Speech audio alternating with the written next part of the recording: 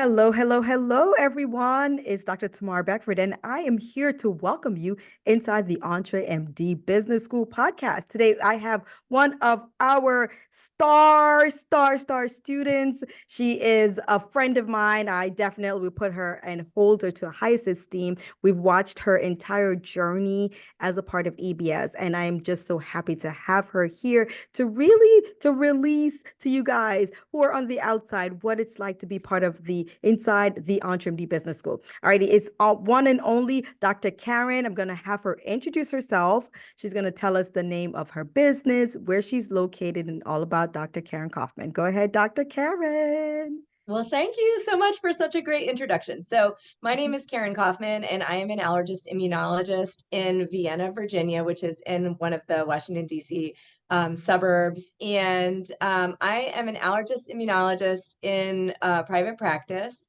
Mhm. And my business, Kaufman Allergy, Asthma, and Immunology, was born in January of 2021, which was just a couple of months after I joined EBS. Where I had recently left a job in private practice as an employed physician and opened my own practice to serve the community in the town where I live, which was always a dream. And so, yeah, that's what I've been doing.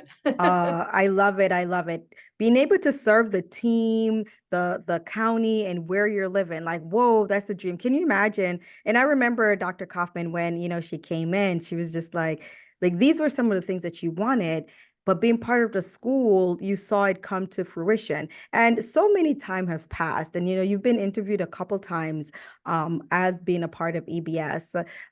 So what would say over the last 12 months, what were some of your biggest tangible wins within your business? I would say, last year, so in the last 12 months, so I've been open now for Mhm. like 3.5 years. So Mm. things have changed a lot. So from the very beginning, Mhm. going from year one, which was a year of a lot of chaos, it was very crazy. We were having rapid growth, a lot of problems that come along with rapid growth that in many other practices don't start till well later on. We had them all in the first year. So, Mhm. in year one, we did a lot of troubleshooting. Mhm. In year two, we did a lot of kind of revising and streamlining our processes.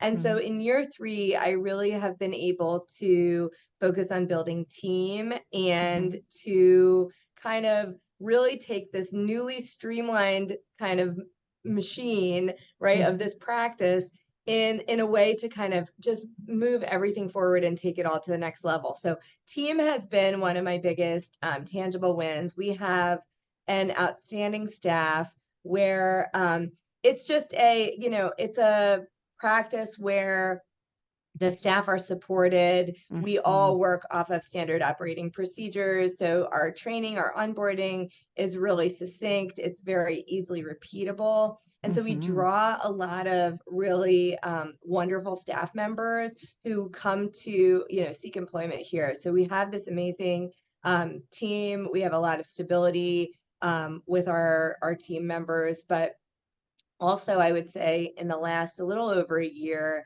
Mhm. we started bringing on some additional providers to the practice. So I Mhm. hired a physician to work with me part time and a nurse practitioner to work with me part time a little over a year ago.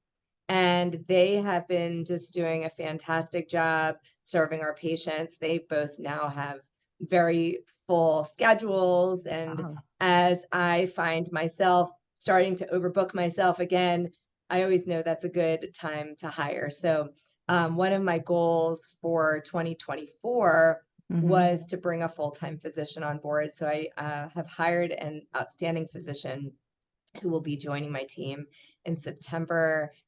So, we're just super, over the moon about our growth in a Mhm. way that is very what's the word I'm looking for? It's very intentional growth, and it's Mhm. really by you know ensuring that I'm curating the team that's going to bring the result that I'm looking for, which is really to be able to provide care to our patients in a very similar way that I provide care. And that's what you want. You want to bring on staff members who envision or embrace your vision for the practice and to be able to kind of carry that forward. So that has been a Wow. really big win with team. But with all of that growth, we are outgrowing our space, which is a problem that I never thought I would have 3.5 years into Mm-hmm. being in this beautiful location where we are in Vienna. So we are moving the office later this year. So actually, I haven't even released that information. So it's hot off the press. Hot off the Um, press. but yeah, we're going to move our office into a new practice location that's going to be much bigger and allow us to really, really, really do a great job serving our patients in the office. So Wow. super exciting. Okay. This is super exciting. There's so much, like Dr. Unu would say, to unpack here. There is Okay. a lot to unpack There here. is a lot. Okay, first of all, we are in year 3.5. And within those 3 years, we have one gone through the year of hypergrowth. And for those who don't know Dr. Kaufman's story, this is the Dr. Kaufman, who started her practice with almost like how many patients that were on the waiting list? Yep, Like 350 patients on the wait list. 350 patients on the waiting list. And the waiting list means that the practice has not physically opened at that time. So once she opened her practice, she was ready to go full speed ahead. Had hyper growth during year one, all the challenges that occur with growth, right? Where it's like, she's like on the hamster wheel. She was able to straighten all of that out in year two, get some stability, get some standard operating procedures. Year three, she's now in hypergrowth with her team. So now not only has she built the practice and being able to serve the people the way she wants to, now she's also has the team that's embodying the vision that she wants. So she's increased her team to not just Dr. Kaufman running around seeing all the patients. She also has an additional physician who has been working with her part-time, and also a nurse practitioner who's working with her part-time. With all of this, she is still now having overbooked patients. And with that, she knows that the team is growing even more. So to be able to serve the patients the way she wants to, she has now hired a full-time physician that's going to be there in addition to Dr. Kaufman, who's full-time, and her part-time NP. But with all of that, the space is now too small. In 3.5 years, the space has become too small. And now she's going to be hot off the press. You guys heard it here first. Be moving the location to a bigger space where she'll be able to take care of even more people. And she says part of that is really being able to expand, is to be able to give her vision to her team, and working on team growth and team mindset has been like a great thing. And she's really invested that time over the last few years, but more over this year, right? To be able to get the team on the same board, because we're just talking about just the physicians, and we've just talked about the NP. But a part of her team, she also has staff members. So you have the nurses, you have the front desk, you have virtual, the MAs. So you have to have everyone all working on the same accord in order to move forward that way. So let's give Dr. Kaufman the visionary award to be able to keep the team together and moving forward. So you've talked about like some of that as like, some of your tangible wins, Yes. but I feel like there's some intangible that's mixed with the tangible. So with some of the, if someone is looking there and they're thinking like, well, what are some of the figures that you've been able to bring in? You don't have to give exact numbers, but to be able to do something like that, like what are they seeing when it comes to their figures? So, I will say some of these tangible wins, Mm-hmm. it's interesting because as growth occurs Mm-hmm. and, our schedule fills up and, of course, revenue grows, which Mm-hmm. is, which is the best icing on the cake. Mm-hmm. Overhead grows when your team grows Absolutely. as well, Mm-hmm. Mm-hmm. right? So it's really this, it's a really Balance. interesting task. Yep, Mm-hmm. to constantly be looking at the numbers to be able to say, look, where can we address reducing overhead as much as possible So that way we can put, as much of the, profit back into making this business better. So it's an interesting experience, running a practice, but while also being, the lead physician in the practice. It's definitely two full-time jobs, but looking at those numbers becomes such an important part of that. So that way we can make sure that we're hitting targets, the schedule's full, we're being able to, do the amount of work that we need to do. But also to be able to try to look for places where we can, have some cost savings to make up that.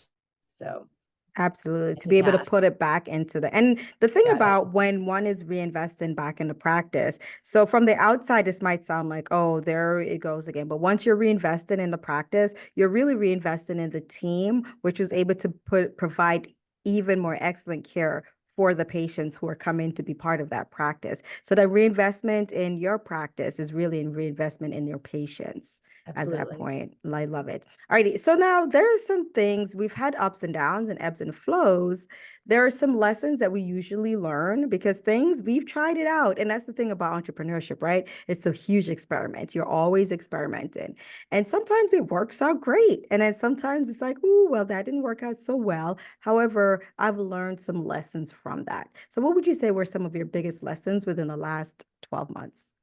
I think I think I've got a couple in mind. So I Mm-hmm. will say, one thing that we do in EBS is we always set our goals for the year in October.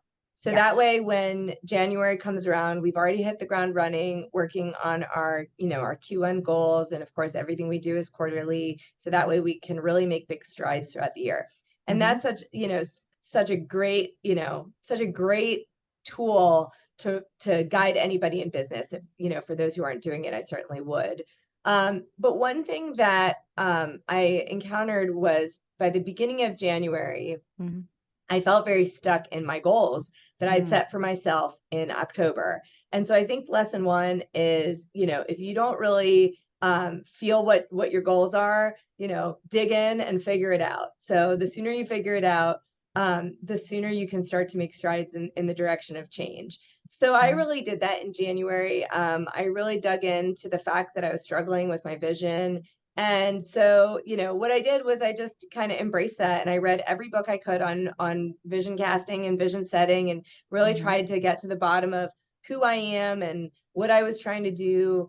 And that really that kind of introspective look of what my outlook was for the year really changed from where I had set my goals in October to where I was kind of readdressing it in January. So I think lesson number one is, you don't have to feel stuck. If you feel stuck, do something about it and make a change. Mm-hmm. So that was great. So I kind of had, adjusted my mindset for what I needed to be doing early in the year, and I just kind Mm-hmm. of then really started moving forward and hitting those goals, and now having to set new goals because I've already have accomplished all my goals that I had set and then reset. So anyways, these are Mm-hmm. good problems to have. The other lesson that I have in mind is to not really accept things as they are, if that doesn't suit you. And so a great example of this is big changes. Big changes are very easy to say, look, I don't want to do that. It's very Mm-hmm. disruptive. Like, I don't want to figure it out. Things as they are, it's fine. I don't have to deal with it. But that's never a reason to keep doing something. Mm-hmm. And so, even for the things that seem like they will be the biggest pain to have to revamp or redo or figure out again, there's always an opportunity to look for different ways to do things. There's always opportunity to say, how can I grow from this? How can I achieve different outcomes if I do things differently? And to dig into that. So, accepting, well, it's just easier to keep doing what we're doing.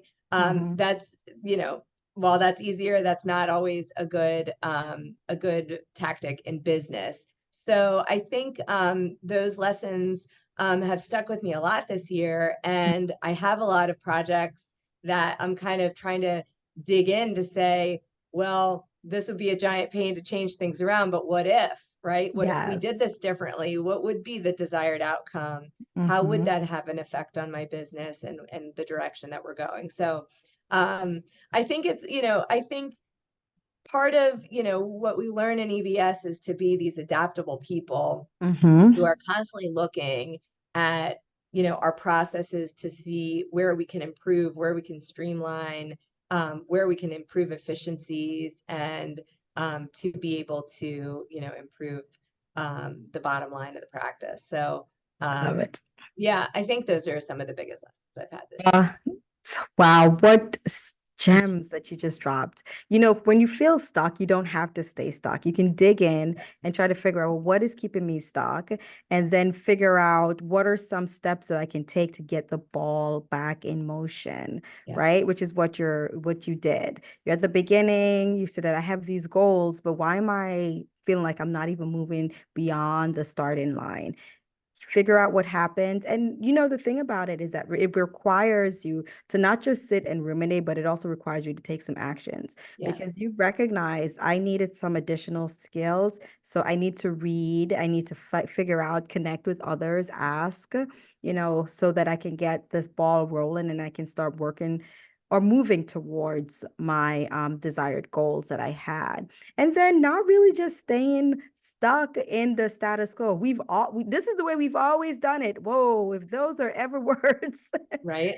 Yes, this is the way we've always done it. Well, it doesn't necessarily mean that's the way you need to do it. I love that you say, let's dig in, be creative. Let's take some chances. What if it doesn't work? Well, what if it does? Right. What if it does work? So really being able to dig in and be creative and take that chance and step out on faith, on the goal, step out and in belief, in self-belief, versus only self-doubt, and then see how you are able to accomplish some of those goals. Love it. Now, here are some of the things. People are sitting and they hear about EBS, and then they're kind of like figuring like, well, what's going on in there? Let them know how being part of EBS has been able to help you to achieve some of your goals within those last 12 months. Yeah, EBS I feel like goes hand in hand with the entirety of my business. I joined before I opened my business. Mhm, Literally every success in business that I've had, I can attribute to things that I've learned in EBS. And the mhm, thing is that nobody teaches you this otherwise, right? So when we mhm, went to medical school, nobody said this is how to, open a practice and run a business and to do all these things. Like nobody is ever going to teach you that. mhm, And I can't tell you how many times since I opened my practice that physicians have reached out to me to say, "Hey, I see what you're doing. Like, what can you tell me? How can I do it?" And it's like, mhm. well, there are people like Dr. Una who that's what they do. Like, like lean into the people that are the experts in this. And Dr. Una, who has been a private practice owner for 10 years prior to me, like Mhm, those are the people to really learn from. So, I can definitely share wisdom, lessons learned, and all of that stuff. But EBS is an entire community of that. And mhm, so I love everything that I learn. I look forward to the sessions so much because I feel constantly, pushed to do mhm. things in a way, not in a way that's uncomfortable, but in a way that really allows you to push your mind or your openness to possibility that I wouldn't have even thought of, Yes. and it's amazing. Like we were just talking a couple weeks ago about, other things that you can do with your business and like kind of ways that you can branch out from what you're doing in a way that's still relevant. Like Mhm. 99% of those had never crossed my mind before. And now I'm like, oh gosh, like, okay, I have all of these things, all of these ideas that are now Mhm. swimming around that pushes you to set your next quarterly goals and say, okay, well, what can I incorporate? You know, how can I bring something like these great ideas to my practice? Yes. One of the things that I find that makes my business so successful is we have a lot of innovative ideas. We have a very progressive practice, and a lot of other practices in our area, they're not like us, because Mhm. we're us. And so I love that EBS really provides a lot of that that core substance that helps you to learn, this is really the way to kind of move forward in your business. And so it's awesome. I also cannot underestimate the importance of live events. And there was just a live event that I wasn't able to attend. And I had like the biggest FOMO ever because I would have loved to be there. But every live event that I have been to really be able to sit down with the EBS community and to learn from what other people are doing. And of course, with Dr. Una's guidance through all of that, has just been a tremendous experience that it's one of my favorite parts. Oh, I love it. I love it. People talk about the community, and one of the things that I noticed that you've highlighted is how being part of this keeps you in motion, and it keeps the ideas flowing and the creativity flowing. And because of these ideas, your constant ideas and your willingness to really to step out and to implement some of these ideas, your practice is like the innovative practice around the area where It is. it's unique. So it's not so that people aren't getting like the quality care, they're getting top-notch care, but it's in a way that's innovative, and it shows because people are talking about you and people are talking about the practice, and you are a leader within that space, Yeah. opening up your practice in 2021. And you are a leader within the space, and you're a leader because you're willing to take the actions, and you're willing to take the steps on these creative ideas. And all of these ideas are really ways that you are providing excellent care to your patients, right? So Sure. these are ways that you can say, well, how can I provide even better care? Because I'm in class with you, so I know, and I hear you asking, and I hear you asking the questions. So for those who are listening, who are physicians, or if you so happen to not be a physician and you stumbled upon this podcast and you're like, what? She's always asking, how can I get this care to my patients better, more effectively, more efficiently? Yeah. So that's part of being part of the school, is that this is your mindset consistently, but you're not afraid to step out and take the action. You have, like someone has said, the safety net of being around people who, if it doesn't work out as well, we help you to figure out, well, what are the steps that did work? And then you just tweak it. And the next thing you know, boom, you're having like an exponential way to take care of these wonderful patients. And the live events, we are huggers and we talk and we help each other. And we love, love, love live events. So for those of you out there, if you're part of the school, we have 2 live events that we look forward to. And I know that Dr. Kaufman is the same, where we have our vision retreat that's coming up in October, and we have a business mastermind makeover.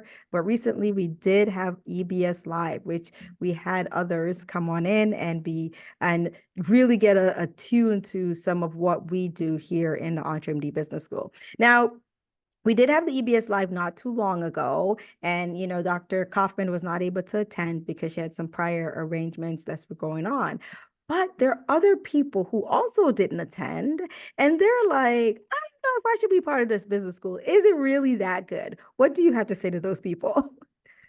I can't say enough great things about EBS, and I don't think that there would be any way that I would have some of the successes that I've had in my business without EBS. And so I look at coaching as an investment in myself. It's an investment in my business. It's an investment in myself, but it's an investment, and there is a return on that investment. So, Mm-hmm. I think a lot of people, when they're considering, should I join the business school? Of course, I think they look at, do I believe in myself enough to spend the money on doing it? And the thing is Mm-hmm. that you will 100% get return on investment in EBS, Mm-hmm. because and it just pays for itself, over and over and over again, and the dividends of what you learn are immeasurable. So I certainly support anyone who's considering to join EBS. I would, I can't leave. I've been in EBS since 2020. Like, I just keep staying because, at one point I asked myself, I forget if it was when I was in a year or 2 years or something like that, Mm-hmm.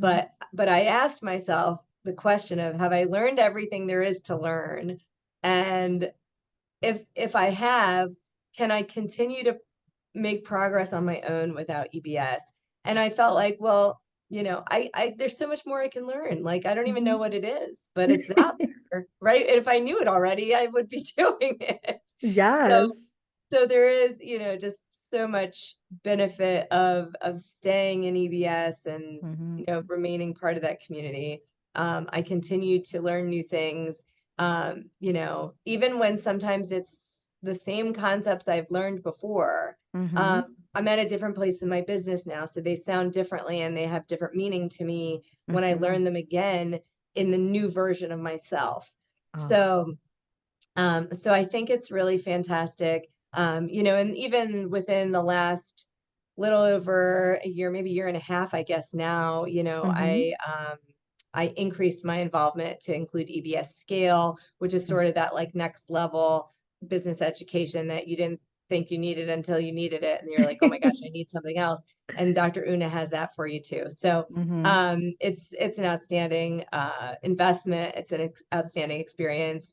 My colleagues from EBS are my circle. Like, they're the Mhm. people that I lean to, that I talk to, that I ask for advice from, that I'm constantly encouraged by and Mhm. inspired by. So, um, yeah, the benefits are just immeasurable. You just can't count them all. I love it. She said, you just can't count them all. They're You just just can't. immeasurable. You just can't. there's just so many ways. Like, have I learned everything I needed to? No. Okay. I'm just going to Right. continue and then as you continue, the returns are even more exponential, right? And even when you go back to some of the core principles, which is what Dr. Kaufman was talking about, when she's like, when I go back and think about it, there are core principles within business that we learn as a part of EBS. And you go back and start looking back at some of those core principles, but you and your business are different. So those core principles, when you start applying it again, it really has even different effects that are still exponential. So, yes, it makes sense.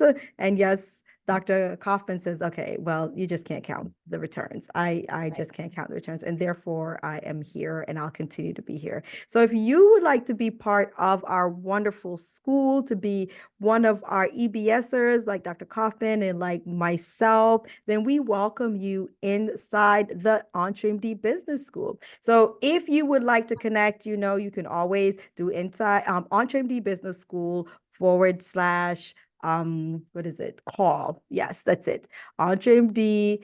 EntreMD / call if you'd like to connect with one of our lovely people to discuss if the EntreMD Business School is for you. Like, were you a stronghold to come into the business school, Dr. Karen? Like, did they like, oh You, yeah, you better come on in, or if not, you're not gonna have a great business. Da, da, da. Now, what was your experience? No, no, no, no, of course. Like, no, it was this is what it is, and Mhm. this is what's available for you. In fact, I had attended, this is of course years ago, but I've attended a Zoom Q&A session. I got my questions answered. I Mhm. said, well, let's give it a shot. I think this is for me. But if it wasn't for me, Mhm. there was no push or pressure or Mhm. we need you to come in here. It was, you figure out what the right thing is for your business, but this is what you can get here. And that was really delightful. So, and Yes. appreciated. Yeah. Lovely, lovely, lovely. So yeah, there's no pressure if you'd like to connect, just entremd.com / call. All the other stuff I said before was just me stumbling, but it's entremd.com / call. Alrighty. Well, we thank Dr. Kaufman for taking the time out of her busy, busy practice to really bring you behind the scenes of what it's like to be part of the EntreMD Business School, to see the support. And here's the thing.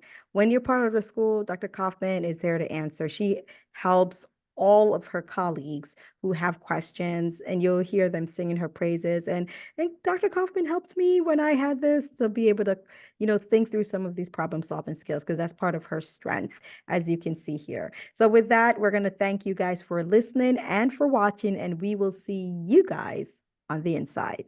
I'm Dr. Beckford, and I'll see you next. Bye-bye.